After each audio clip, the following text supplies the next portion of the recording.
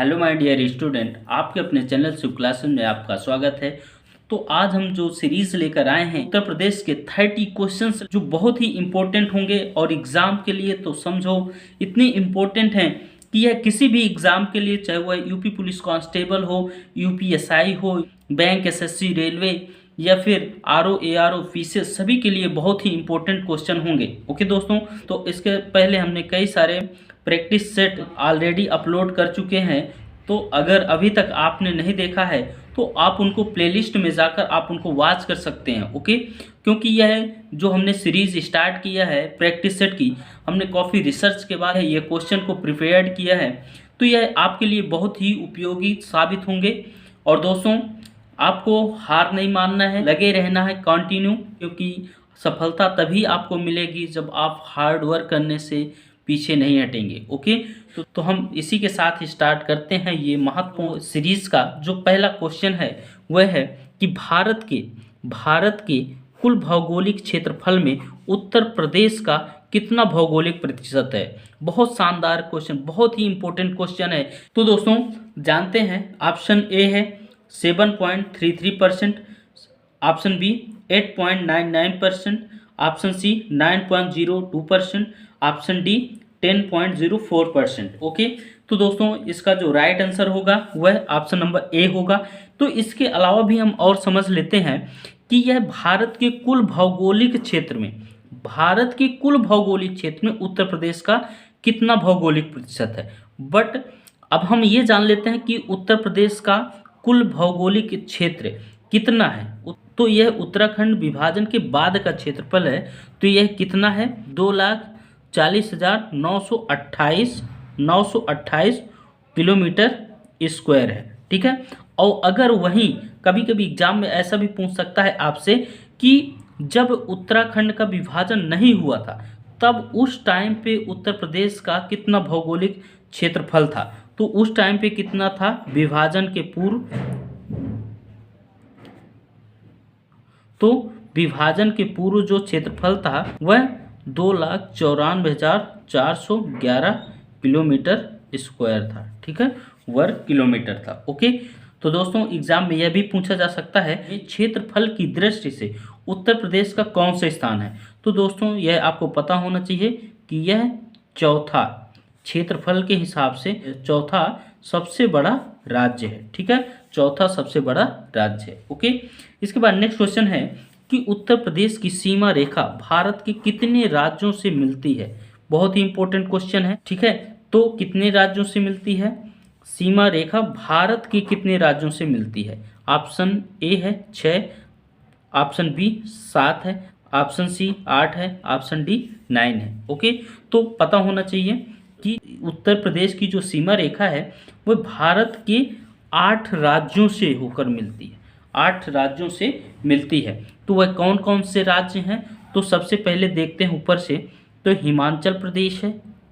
ठीक है, सेकंड आपका उत्तराखंड है, उत्तराखंड। थर्ड आपका हरियाणा है। ठीक है, हरियाणा है। चौथा आपका जो है राजस्थान है। ठीक है, पांचवा आप मध्य प्रदेश है। ठीक है, मध्य प्रदेश। छठा साइड में छत्तीसगढ़ है। ठीक है, सातवां आपका झारखंड है। ठीक है, झारखंड है। और आठवां आपका बिहार है। ओके, तो कुल 8 राज्य ऐसे हैं जो उत्तर प्रदेश की सीमा रेखा के दायरे में आते हैं। तो आपको यह भी जानना चाहिए कि जो केंद्र शासित प्रदेश है नई दिल्ली, ठीक है, केंद्र शासित प्रदेश नई दिल्ली है। तो नई दिल्ली भी उत्तर प्रदेश के साथ सीमा रेखा बनाता है। ठीक है, तो कभी कभी एग्जाम में यह भी पूछ सकता है कि केंद्र शासित प्रदेश सहित उत्तर प्रदेश कितने राज्यों से मिलता है।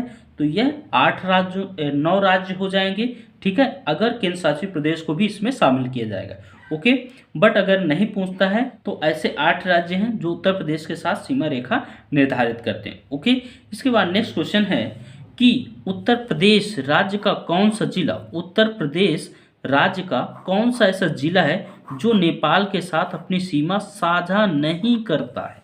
ओके, तो पता होना चाहिए आपको कि ऐसा कौन सा राज्य है जो उत्तर प्रदेश के साथ अपनी सीमा साझा नहीं करते हैं। तो सबसे पहले यह जान लेते हैं कि ऐसे कौन से जिले हैं और ऐसे कौन से जिले हैं जो नेपाल के साथ अपने बॉर्डर को शेयर करते हैं। ओके, तो ऐसे जो जिले हैं तो उनकी संख्या कितनी है, तो वह जिले कौन कौन से हैं तो जान लेते हैं। तो पहला है पीलीभीत है, ठीक है, पीलीभीत है। सेकंड है लखीमपुर खीरी है, लखीमपुर खीरी है, ठीक है।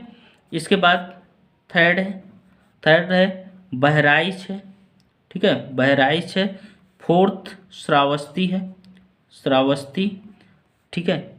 इसके बाद नेक्स्ट है बलरामपुर, बलरामपुर।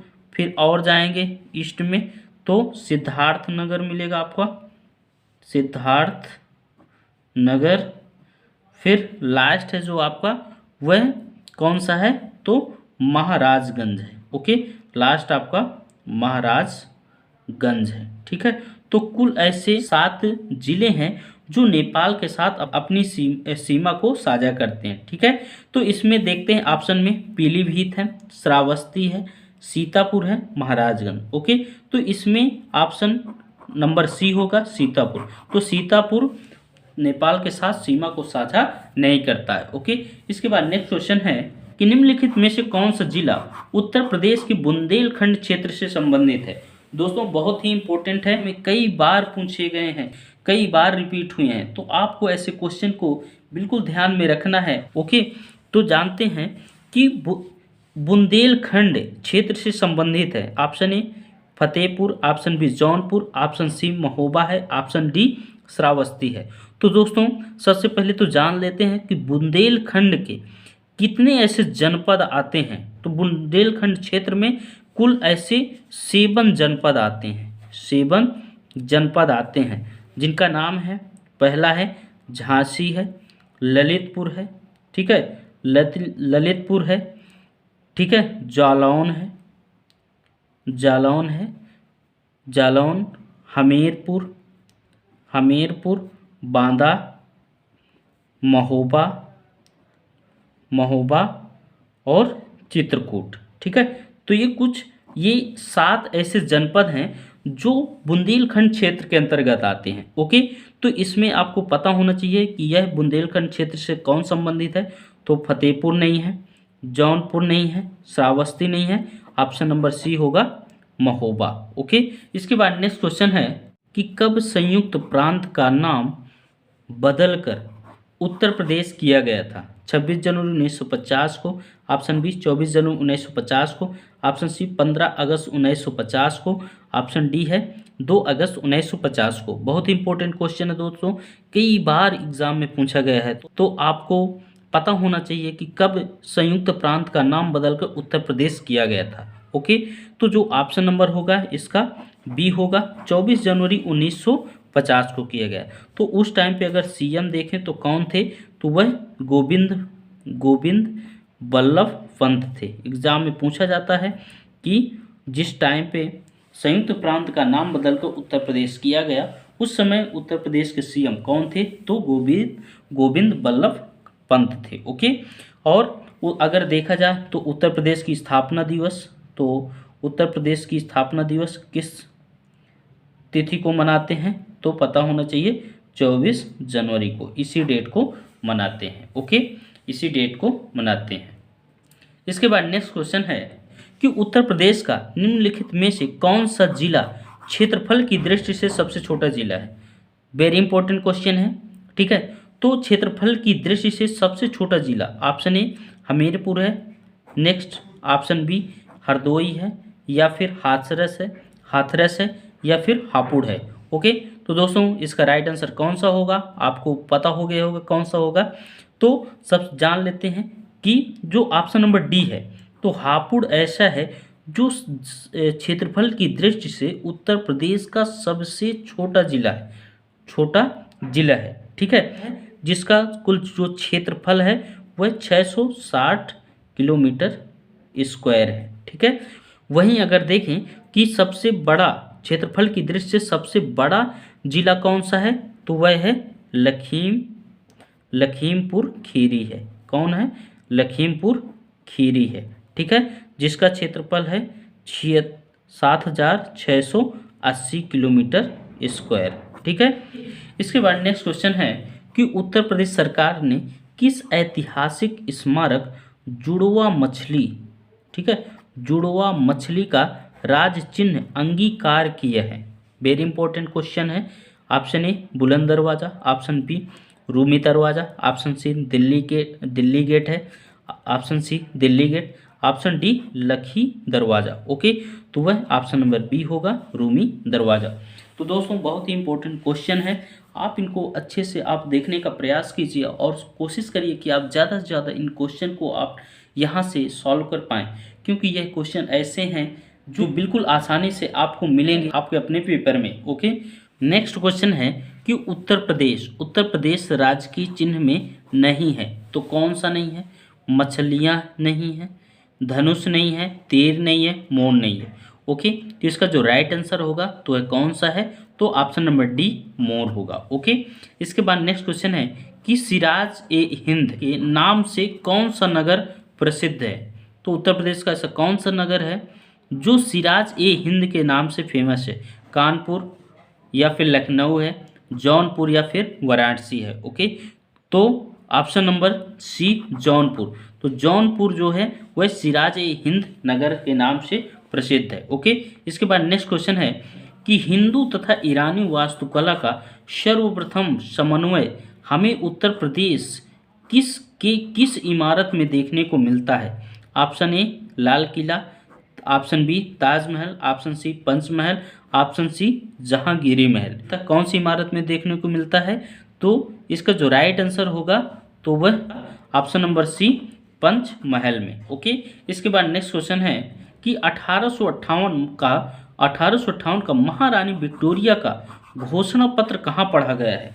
बहुत ही इंपॉर्टेंट क्वेश्चन है दोस्तों, एग्जाम में बिल्कुल ये कई बार एग्जाम में आपके पूछा गया है, तो जानते हैं तो कहाँ पढ़ा गया है? तो option A Meerut, option B Kanpur, option C Agra या फिर ऑप्शन डी इलाहाबाद में। तो दोस्तों यह कहाँ पे पढ़ा गया है? तो ऑप्शन नंबर 4 है, ऑप्शन नंबर डी इलाहाबाद में। ओके, इसके बाद नेक्स्ट क्वेश्चन है कि कौन सा राज्य भारत का शक्कर का प्याला कहलाता है? तो कौन सा राज्य है? ऑप्शन ए आंध्र प्रदेश है, ऑप्शन बी बिहार है, ऑप्शन सी पंजाब है, option D Uttar Pradesh. Okay, तो यह कौन सा ऐसा राज्य है? तो ऑप्शन डी उत्तर प्रदेश है। ओके, इसके बाद नेक्स्ट क्वेश्चन है कि उत्तर प्रदेश में सर्वाधिक वर्षा वाला क्षेत्र कौन सा है? ओके, ऑप्शन ए तराई क्षेत्र है, ऑप्शन बी पश्चिमी गंगा का मैदान है, ऑप्शन सी जो है पूर्वी गंगा का मैदान है, ऑप्शन डी मध्य गंगा का मैदान है। तो दोस्तों कौन सा ऐसा क्षेत्र है जहाँ पर सर्वाधिक वर्षा होती है? तो आपको पता होना चाहिए कि ऑप्शन नंबर जो फर्स्ट है तराई क्षेत्र, तो तराई क्षेत्र में सर्वाधिक वर्षा वाला क्षेत्र है। ओके, तो अगर एग्जाम में पूछा जाता है कि सबसे ज़्यादा उत्तर प्रदेश में सबसे ज़्यादा वर्षा कहाँ होती है? तो सबसे ज़्यादा गोरखपुर में, ठीक है, गोरखपुर में, ठीक है। और अगर सबसे कम पूछता है तो सबसे कम मथुरा में होती है, ठीक है, सबसे कम मथुरा में, ठीक है, सबसे कम मथुरा में होती है। ओके, इसके बाद नेक्स्ट क्वेश्चन है प्रदेश में पूर्व से पश्चिम की ओर, ठीक है, ईस्ट टू वेस्ट की ओर बढ़ने पर वर्षा की मात्रा सामान्यतः क्या होती है? बढ़ती जाती है, कम होती जाती है, कोई अंतर नहीं आता, पहले घटती है फिर बढ़ती है। ओके, तो इसका राइट आंसर कौन सा होगा? तो वह ऑप्शन नंबर बी होगा, कम हो जाती है। तो जानते हैं कि पूर्व से पश्चिम की ओर धीरे धीरे क्या हो जाता है? वर्षा की जो मात्रा होती है वह घटती जाती है। ओके, तो दोस्तों ये बहुत ही इम्पोर्टेंट क्वेश्चंस की सीरीज़ है, आप इसको अंत तक देखिए और ज़्यादा से ज़्यादा इसको आप क्वेश्चंस को मेमोराइज करेंगे, आपके मन मस्तिष्क में उतने ही ये क्वेश्चन आपके बने रहेंगे। ओके, और दोस्तों चैनल को आप सब्सक्राइब कर लें, ठीक है, वीडियो को शेयर करें जिससे कि और भी लोग इसका बेनिफिट प्राप्त कर सकें, साथ ही और हमें भी एक ऐसी प्रेरणा मिले जिससे कि और हम आपके लिए ऐसे ही ज़्यादा जो रिसर्चेबल जो क्वेश्चन है, रिसर्च किए हुए जो हमारे क्वेश्चन हैं और हम आपको ज़्यादा से ज़्यादा डिलीवर कर पाएँ, क्योंकि ऐसे ही एग्ज़ाम में ऐसे ही क्वेश्चन आपको बिल्कुल देखने को मिलेंगे। ओके, तो दोस्तों देखते हैं नेक्स्ट क्वेश्चन को कि उत्तर प्रदेश का सर्वाधिक नम भूमि वेटलैंड वाला जिला है तो कौन सा है? Option A Allahabad, option B Sonbhadra है, ऑप्शन सी आगरा है, ऑप्शन डी गोरखपुर है। ओके, तो इसका जो राइट आंसर होगा तो वह ऑप्शन नंबर बी सोनभद्र होगा। इसके बाद नेक्स्ट क्वेश्चन है कि उत्तर प्रदेश विधानसभा के प्रथम अध्यक्ष कौन थे? तो उत्तर प्रदेश विधानसभा के प्रथम अध्यक्ष कौन थे? ऑप्शन ए मदन मोहन वर्मा थे, option B Purushottam Das Tandon, option C Atmaram Govind Kher, option C D है नफीकुल हसन। तो कौन थे? तो ऑप्शन नंबर बी राइट होगा, पुरुषोत्तम दास टंडन। तो आई होप बहुत ही अच्छे से आप इनको टेकल कर पा रहे होंगे और आप कोशिश करिए कि आप ज़्यादा से ज़्यादा इन क्वेश्चन को आप अपने माइंड में इनको रख पाएँ, क्योंकि बहुत ही इम्पोर्टेंट क्वेश्चन है। तो नेक्स्ट देखते हैं कि प्रदेश में अवनलिका अपर्दन, वेरी वेरी इंपॉर्टेंट क्वेश्चन है दोस्तों। तो प्रदेश में अवनलिका अपर्दन से सबसे अधिक प्रभावित जिला कौन सा है? Option A Farrukhabad, option B Etawah है, ऑप्शन सी गोरखपुर है, ऑप्शन डी मेरठ है। ओके, तो राइट आंसर इसका कौन सा है? तो option number B Etawah. Etawah जो है वह अवनलिका अपर्दन का सबसे अधिक प्रभावित जिला है। ओके, इसके बाद नेक्स्ट क्वेश्चन है कि प्रदेश में वायु अपर्दन, अभी क्या पूछा था कि प्रदेश में अवनलिका अपर्दन सबसे अधिक प्रभावित जिला पूछा था। तो अब नेक्स्ट क्वेश्चन में है, तो इस क्वेश्चन में यह है कि प्रदेश में वायु अपर्दन से सर्वाधिक प्रभावित क्षेत्र कौन सा है? तो कौन सा क्षेत्र है? दक्षिणी क्षेत्र, उत्तरी क्षेत्र, पूर्वी क्षेत्र, पश्चिमी क्षेत्र। ओके, तो इसका जो राइट आंसर होगा तो वह ऑप्शन नंबर डी होगा, पश्चिमी क्षेत्र। तो वायु अपर्दन से सर्वाधिक प्रभावित क्षेत्र कौन सा है? तो वह पश्चिमी क्षेत्र है। ओके, इसके बाद नेक्स्ट क्वेश्चन है कि बांगर और खादर निम्नलिखित में से किस प्रकार की मिट्टी है? Option A laterite, option B लाल मिट्टी है, ऑप्शन सी काली मिट्टी है, या फिर जलोढ़ मिट्टी है। ओके, तो वही जलोढ़ मिट्टी, तो जो एलुवियल सॉइल या जलोढ़ मिट्टी है तो इसी के दो प्रकार होते हैं, एक बांगर और खादर। ठीक है, बांगर और खादर। ओके, इसके बाद नेक्स्ट क्वेश्चन है कि देवदरी एवं राजदरी जलप्रपात निम्नलिखित में से किस स्थान पर है? बहुत ही इंपॉर्टेंट क्वेश्चन है, कई बार एग्जाम में पूछा गया है। वैसे अगर देखा जाए तो उत्तर प्रदेश में जो जलप्रपात की संख्या है वह बहुत कम है। ठीक है, बट जो इम्पोर्टेंट है तो वो ऑप्शन ए है Mirzapur, option B Sonbhadra, option C Chandauli है, ऑप्शन डी कासगंज है। ओके, तो यह कौन सा राइट आंसर होगा? ऑप्शन नंबर सी चंदौली होगा। तो देवदरी और राजदरी ये जो जलप्रपात हैं तो कौन सी नदी पर हैं? तो यह चंद्रप्रभा नदी पर। ठीक है, चंद्रप्रभा नदी में बनाए गए हैं। ओके, इसके बाद नेक्स्ट क्वेश्चन है कि जनगणना 2011 के अनुसार उत्तर प्रदेश का सर्वाधिक साक्षरता वाला जिला कौन सा है? Option A Kanpur, option B Ghaziabad, option C Gautam Buddh Nagar, option D Etawah है। तो सबसे ज़्यादा लिटरेसी रेट किसका है? तो ये जो ऑप्शन नंबर सी होगा, गौतम बुद्ध नगर। तो उत्तर प्रदेश में गौतम बुद्ध नगर ऐसा है जहां का साक्षरता दर अपने उत्तर प्रदेश में सबसे ज़्यादा है। ठीक है, सर्वाधिक है। ओके, इसके बाद नेक्स्ट क्वेश्चन है कि निम्नलिखित में से किस परियोजना में उत्तर प्रदेश, बिहार व नेपाल सम्मिलित है? वेरी इंपॉर्टेंट क्वेश्चन है दोस्तों, कई बार एग्जाम में पूछा गया है यहाँ से। तो ऑप्शन ए सिंगरौली परियोजना, ऑप्शन बी नरौरा परियोजना, ऑप्शन सी गंडक परियोजना, ऑप्शन जो डी है टिहरी बांध परियोजना। ओके, तो सबसे ज़्यादा उत्तर प्रदेश, बिहार और नेपाल में सम्मिलित है तो कौन सी ऐसी परियोजना है? तो इसका जो राइट आंसर होगा तो वह ऑप्शन नंबर सी होगा, गंडक परियोजना। ओके, इसके बाद नेक्स्ट क्वेश्चन है कि उत्तर प्रदेश के मथुरा और आगरा नगरों को पर्याप्त जल उपलब्ध कराने हेतु कौन सी परियोजना चलाई जा रही है? वेरी इंपॉर्टेंट क्वेश्चन दोस्तों। तो ऑप्शन ए है पूर्वी गंगा नहर परियोजना, ऑप्शन सी गोकुल बैराज परियोजना, ऑप्शन सी जमरानी बांध परियोजना, ऑप्शन डी है गंगा बैराज परियोजना। ओके, तो मथुरा में आपको वैसे भी पता है कि सबसे कम वर्षा होती है। ठीक है, जबकि सर्वाधिक जो वर्षा होती है वह कहाँ पर होती है? तो वह गोरखपुर में। ओके, तो यहाँ पर ध्यान रखना है कि यहाँ पे ऐसा कौन सा हो सकता है ऑप्शन। आई होप आपको पता चल गया होगा ऑलरेडी, बट जान लेते हैं कि इसका जो राइट आंसर होगा तो वह ऑप्शन नंबर सेकंड होगा, गोकुल बैराज परियोजना। ओके, इसके बाद नेक्स्ट क्वेश्चन है कि संगमरमर के समान के लिए, ठीक है, समान के लिए उत्तर प्रदेश का कौन सा जिला प्रसिद्ध है। Option A Lucknow, option B Meerut, option C Agra, option D Mirzapur. तो ऐसा कौन सा जिला है जो संगमरमर के समान के लिए प्रसिद्ध है। ओके, तो यह कौन सा होगा, तो ऑप्शन नंबर सी आगरा होगा। ओके, इसके बाद नेक्स्ट क्वेश्चन है कि उत्तर प्रदेश के किस शहर को उत्तर भारत का मैनचेस्टर कहा जाता है। वेरी इंपॉर्टेंट क्वेश्चन, उत्तर भारत का मैनचेस्टर किसको कहा जाता है, किस शहर को कहा जाता है। Option A Lucknow, option B Kanpur, option C Agra, option D Ayodhya.